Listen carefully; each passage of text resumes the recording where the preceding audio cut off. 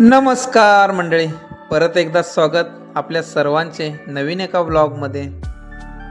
जांभळे, चिंचा, फणस, काजू, करवंद, जाम, कैरी एवढा सर्व रानमेवा समोर बघून तोंडाला पाणी सुटल्याशिवाय राहणार नाही। तर हा रानमेवा आपणाला मुंबईत असा विकत घेऊन खावा लागतो, पण आपण जर गावाकडे असेल तर कधीही झाडाचा तोडून अगदी मन भरेपर्यंत मन मुराद खाऊ शकतो। हीच तर आपल्या गावाची, आपल्या शेती व शेतकऱ्याची खासियत आहे। चॅनलवरती पहिल्यांदा आला असाल तर चॅनल सबस्क्राईब करायला विसरू नका। एवढा सर्व रानमेवा आपणाला कुठं भेटला माहीत आहे? तर आज दिदूचा शेवटचा पेपर होता। शेवटचा पेपर असल्यामुळे दिदूला मी स्वतः सोडायला व घ्यायला गेलो होतो। दिदूचा पेपर सुटल्यानंतर आम्ही शाळेतून बाहेर पडताच शाळेच्या समोरच हा सर्व रानमेवा दिसला। मलाही मोह आवरला नाही। मग आम्ही पोहोचलो रानमेव्याच्या ठिकाणी व दिदूसाठी घेतली कैरी व माझ्यासाठी घेतला फणस। खूप दिवसातून असा खाण्याचा आनंद घेतला। खरंच लहानपणीचे माझे दिवस मलाच आठवले। खरंच आमच्या लहानपणी आम्ही अख्खा दिवस हा रानमेवा शोधत फिरायचो। मित्राबरोबर विहिरीत तासनतास पोहायचो। गोट्या, लगोरी, 5 वाजले की क्रिकेटची वेळ आपोआप पाऊल क्रिकेट खेळण्यासाठी वळत। खरंच लहानपण किती गोड होतं। आता माणूस जबाबदारीच्या ओझ्याखाली हे सर्व हरवून बसलाय। असो,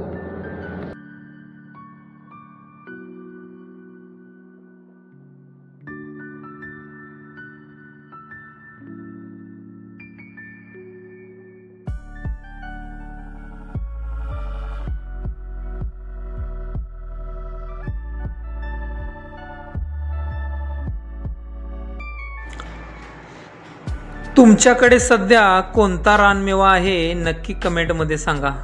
व व्हिडिओ आवडला असेल तर चॅनलला लाईक, शेअर व सबस्क्राईब करायला विसरू नका।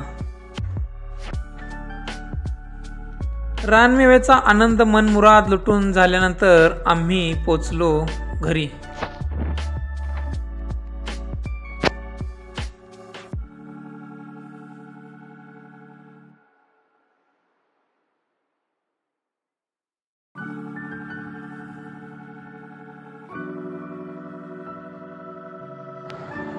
शाळेला सुट्टी लागली म्हटल्यावरती लेकींनी आग्रह केला, आज गार्डनला जायचे पप्पा।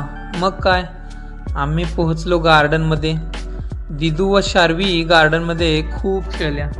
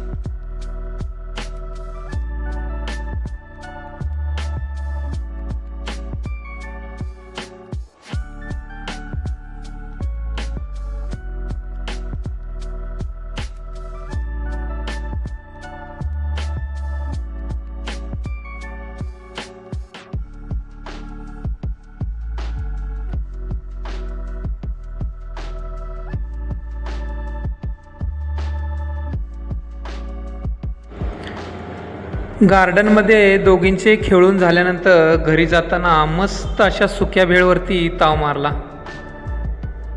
चला तर भेटूया अशाच एका नवीन फॅमिली ब्लॉगमध्ये। धन्यवाद।